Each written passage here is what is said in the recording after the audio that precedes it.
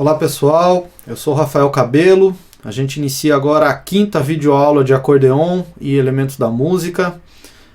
Nas 4 primeiras aulas a gente fez uma abordagem, na primeira especificamente rápida, uma apresentação sobre o acordeon. Depois a gente falou das propriedades do som. Na terceira aula a gente falou como o acordeon é capaz de interferir nessas propriedades, alterar essas propriedades do som, quais os elementos do instrumento que interferem nisso. E na quarta aula a gente abordou princípios da digitação. Falamos um pouquinho da postura da mão, da posição da mão no teclado por enquanto.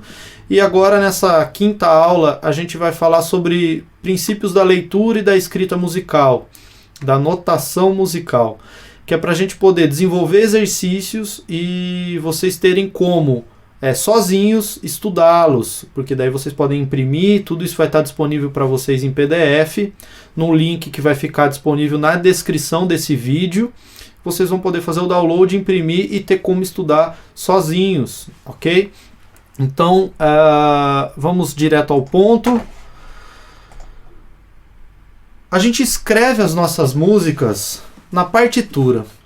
A partitura é uma reunião de diversos elementos e símbolos musicais que procuram demonstrar como uma determinada música deve ser executada. Ou seja, no papel eu vou colocar vários símbolos, vários elementos para dizer para o músico, que pode ser um acordeonista, pode ser um flautista, pianista, tanto faz. A partitura é utilizada para todos os instrumentos, pelo menos no Ocidente a partitura é o mais utilizado. Como o músico tem que tocar. Ou seja, é bem complexo de dizer que um papel com um monte de símbolo tem que determinar como uma música tem que acontecer. Portanto, a partitura ela tem muitos, mas muitos símbolos. A gente vai concentrar nos básicos, que é como influenciar, como determinar a altura e a duração. A partir desses símbolos a gente vai começar a criar os nossos exercícios para desenvolver técnica, prática no instrumento, e devagarinho a gente vai incluindo novos elementos da notação musical. Eu vou dar um exemplo antes de a gente falar sobre a partitura. Eu vou dar um exemplo aqui da partitura de uma música brasileira chamada Rosa, de um grande músico e um grande compositor brasileiro, que foi o Pixinguinha. E essa partitura, podem ver, eu tenho um conjunto aqui de 5 linhas, depois ele se repete aqui, se repete aqui. Vejam que eu tenho a ideia de uma unidade nesse conjunto, que daí quando termina, começa outro, termina, começa outro. E eu tenho vários símbolos, estão vendo? Um aqui, símbolos diferentes, um monte de bolinha.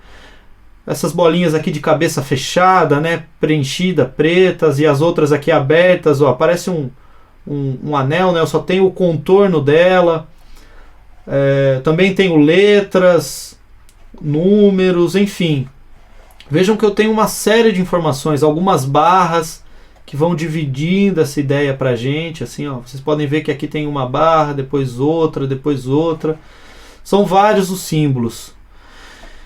E como é que faz pra gente ler isso? Como organizar isso no papel? Então, a gente vai voltar para os slides, onde a gente vai abordar o princípio mais elementar da partitura, que é o pentagrama, ou a pauta. Os dois nomes estão corretos. O que é uma pauta ou pentagrama? É esse conjunto de 5 linhas onde a gente escreve, né, as nossas notas musicais e as nossas partituras. Percebam que a gente relaciona isso de baixo para cima. Então a primeira linha sempre é a de baixo. Linha 1, 2, 3, 4 e aqui a quinta linha. E, claro, entre as linhas a gente tem espaços. Ou seja, a gente vai utilizar tanto as linhas quanto espaços. A gente vai ler a partitura sempre da esquerda para a direita, igual a gente lê a língua portuguesa. Se eu pego um texto para ler, a primeira palavra que começa uma frase está logo aqui na esquerda. Então a gente começa daqui para cá, da esquerda para a direita. Só que diferente da língua portuguesa, a gente não escreve as nossas palavras, digamos assim, os nossos símbolos, as figuras musicais, somente acima da linha, termina uma linha, pula para outra, termina a linha, pula para outra. A gente utiliza realmente a posição da linha, tá vendo que a linha corta a palavra aqui, é proposital. Eu posso encaixar uma figura musical exatamente sobre a linha, ou acima da linha ou abaixo da linha, utilizando os espaços. Então é esse conjunto inteiro que, quando encerra, pula e inicia um novo conjunto, diferente da língua portuguesa, que a cada linha eu posso escrever uma frase, né? As nossas frases musicais, digamos, vão estar escritas nesse conjunto de 5 linhas, lendo sempre da esquerda para a direita. Eu tenho da esquerda para a direita uma relação horizontal, ou seja, que segue a linha do horizonte, né? Uma relação de acontecimento do que vem primeiro, daqui para cá, para cá, para cá, ou seja, a gente vai lendo da esquerda para a direita já entendendo que o que está mais importante vai vir primeiro. Mas a gente também tem uma relação vertical na partitura, ou seja, de baixo para cima e de cima para baixo, que não é uma ordem de importância, mas sim de altura. É nessa relação vertical que a gente vai determinar a altura do som. Lá, lembrando a aula 2, as propriedades do som. Tudo que está baixo, tudo que está grave, vai estar relacionado na parte de baixo dessa partitura. E os sons altos, os sons agudos, vão ser posicionados na parte de cima da partitura. Então, como escrever em apenas 9 posições, né, porque eu tenho 5 linhas e 4 espaços, notas musicais que existem, por exemplo, no meu acordeão, que tem 41 teclas. Bom, tudo isso a gente vai descobrir. Nessa relação vertical, claro que não vão caber todos os nossos sons somente nessas 5 linhas e 4 espaços. Então a gente vai utilizar linhas suplementares. Linhas que vão complementar essas obrigatórias aqui, né, essas existentes na pauta. Serão linhas suplementares inferiores, que vão aparecer embaixo, e superiores, que vão aparecer em cima.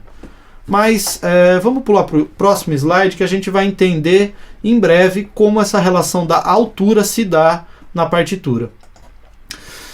Primeira coisa que a gente tem que saber, a existência das claves. A gente tem que saber que a clave existe. Mas o que é clave? Clave é um símbolo. A palavra clave significa chave.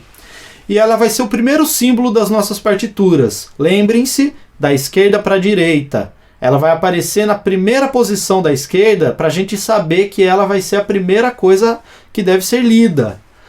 E isso é importante de pensar, porque a clave vai determinar para a gente exatamente qual é a posição de uma nota musical. E a partir desta nota é que poderemos determinar a posição de todas as outras. Ou seja, se eu entrego um pentagrama e posiciono as nossas notas, sem a clave, eu não consigo determinar exatamente qual é a altura desse som. Então a clave a gente já sabe que é fundamental para a leitura de uma partitura. Justamente por causa disso. Sem ela, a gente não consegue saber qual é a altura da nota escrita no pentagrama. Ok? Mas como? Bom, antes de mais nada, a gente precisa conhecer algumas questões das claves. A gente tem 3 claves: de Sol, de Fá e de Dó. Pelos nomes das claves, a gente já sabe qual é a nota que ela vai determinar no pentagrama. A clave de Sol vai indicar para a gente qual é a posição de uma nota Sol. A de Fá, a nota Fá, e a de Dó, obviamente, a nota Dó. E elas vão estar posicionadas no pentagrama em lugares diferentes, porque a gente vai ter uma relação diferente de alturas. Mas antes da gente abordar todas essas claves, vamos falar da que mais interessa agora, que é a clave de Sol. A clave de Sol é a clave utilizada para a gente escrever as nossas notas no teclado da sanfona. E este é o símbolo da clave de Sol. É um símbolo muito conhecido. Muita gente deve ter visto isso já, mesmo que fora do universo musical, né? Mesmo que a pessoa não tenha um conhecimento sobre o universo musical, é bem possível que ela já tenha se deparado com esse símbolo, que pra gente é a clave de Sol. E aqui vamos falar da posição da clave de Sol. Como isso aparece no pentagrama? Ela aparece no começo do pentagrama, sempre, quer dizer, sempre não, eu posso alterar a clave no meio do caminho, mas num primeiro momento, no começo da partitura, vai existir essa clave indicando pra gente a posição da nota Sol. E ela vai determinar que na segunda linha, veja onde tem esse cruzamento aqui, né? Na segunda linha eu vou ter a nota Sol. E a partir dessa nota Sol eu vou posicionar todas as outras. A clave de Sol determina que na segunda linha eu tenho a nota Sol. Vamos avançar mais um pouquinho para ficar cada vez mais claro. Como são escritas as notas musicais? Eu utilizo figuras musicais. São símbolos que na próxima aula a gente vai entender melhor a relação dos símbolos, da duração, enfim. Mas são símbolos que contêm a cabeça de nota. Essa cabeça de nota é muito importante. Mas o símbolo todo vai indicar pra gente a altura e a duração. Duas propriedades do som que a gente abordou já na segunda aula. Retomem lá em caso de dúvida.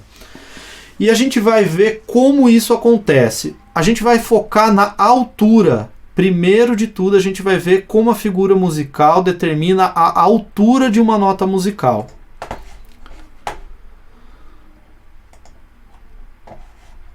Ela vai determinar justamente através da cabeça de nota.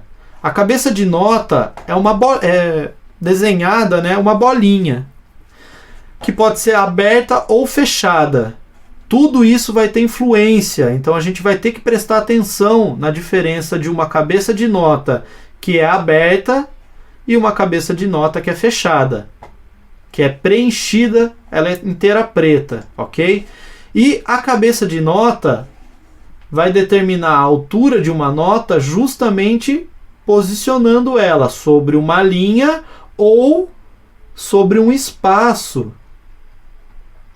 Neste caso aqui, eu estou dando o exemplo da nota Sol. Por quê? Porque a cabeça de nota desta figura musical está justamente na segunda linha. Com a clave de Sol, isso quer dizer que a segunda linha é a nota Sol. Antes de a gente continuar com os slides, eu vou trazer para o acordeon aqui. Bom, eu falei que a segunda linha de um pentagrama com a clave de Sol indica pra gente a nota Sol. Mas qual nota Sol do nosso teclado? Eu vou dar um close aqui no teclado. Lembra que eu falei da posição da mão no teclado? E a gente, na primeira posição, a gente citou a nota Dó, Ré, Mi, Fá, Sol. Lembrando que a nota Dó é a imediatamente anterior ao conjunto de duas pretas, né? Se a gente quiser identificar no teclado aí, Dó. Dó, Ré, Mi, Fá, Sol. É justamente este Sol, esta posição, esta tecla que é indicada na segunda linha de um pentagrama quando a clave é de Sol. Então, toda vez que aparecer uma cabeça de nota naquela posição, a gente sabe que é essa tecla que a gente tem que apertar, porque é este som que a gente está indicando na partitura. E antes do Sol, a nota que vem... Antes não, né? A nota mais grave, a nota anterior ao Sol, na relação da altura, a nota um pouquinho mais grave é o Fá. Aqui no nosso estudo inicial. Então eu tenho Sol, Fá, Mi, Ré, Dó. Essas foram as posições que a gente já viu. Então, como que essas notas vão estar posicionadas num pentagrama? Vamos voltar aqui para o nosso exemplo, no slide. E a gente encontra essa relação de altura. Veja que eu tenho a ideia de uma escadinha, né? Pode ver que uma está aqui, outra está aqui, outra está aqui. Perdão, estou com o mouse fora da tela. Eu tenho uma relação de uma escadinha, ó. Parece uns degrauzinhos. Eu tenho 1, 2, 3, 4, 5 notas, uma um pouquinho mais alta que a outra. Vejam que essa relação vai subindo, é possível identificar que está interferindo não só na relação horizontal, o que vem primeiro, o que vem depois, mas também o que vem mais abaixo, um pouquinho mais acima, mais acima, mais acima. Isso é importante de prestar atenção.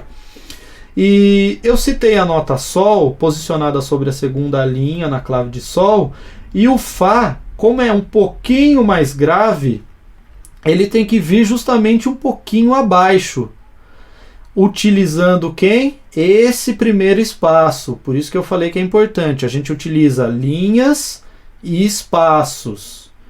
Abaixo do Fá, eu vou ter o Mi, que está... Então eu tenho o Sol na segunda linha, o Fá no primeiro espaço, o Mi na primeira linha. Veja que é sutil a diferença de altura, né? A gente vai treinar bastante para tornar essa leitura rápida.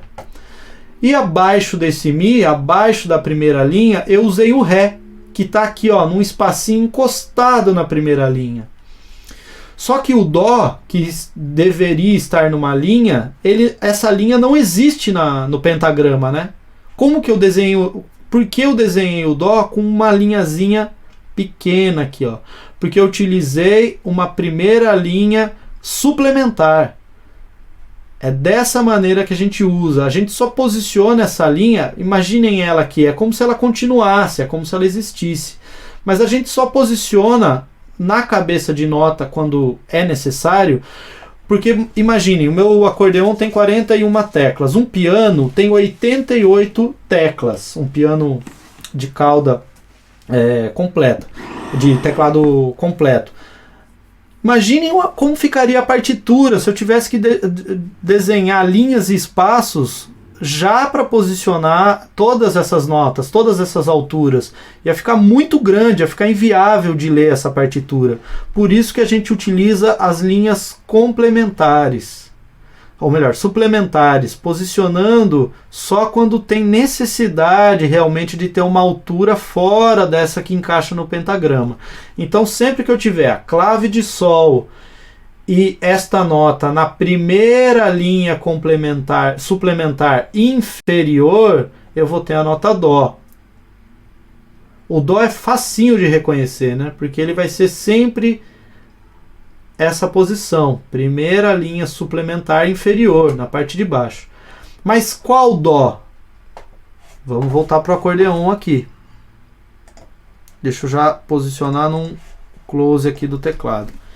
Este Dó, o primeiro Dó que a gente citou. Dó, Ré, Mi, Fá, Sol, Sol, Fá, Mi, Ré, Dó. Se eu fizesse esse movimento indo e voltando, né? Teria aqui, ó, Dó, Ré, Mi, Fá, Sol. Eu teria que continuar a escrita, só que com um movimento descendente, um movimento que desce. Sol, Fá, Mi, Ré e o Dó, colocando aqui uma primeira linha suplementar inferior novamente. Ok? Sempre considerando que a ordem de acontecimento é da esquerda para a direita. Eu obrigatoriamente teria que escrever de novo isso, só que agora descendo. Ok? Bom, bastante informação, mas um pouco confuso. Então, na próxima aula, a gente vai ampliar essa pesquisa, esse conhecimento, e a gente vai começar a trazer agora alguns exercícios, porque não basta entender a teoria desses elementos, a gente precisa ter a prática, tanto da digitação na hora de tocar, quanto da leitura. A gente vai ter que começar a trazer um aspecto prático para essa teoria, para a gente justamente bater o olho e saber qual é aquela nota. Então, para isso, a gente vai na próxima aula, começar a abordar os primeiros exercícios de leitura e já trazer uma prática de como isso tem que ser executado no instrumento. Eu espero que vocês tenham gostado, compreendido essa aula, e a gente vai aprofundar nesse assunto sempre gradativamente, sempre devagar, para que vocês possam construir o conhecimento. Mas não basta só essa aula, pesquisem, procurem ouvir música, procurem identificar esses elementos, essas propriedades abordadas na segunda aula, nas músicas que vocês escutam,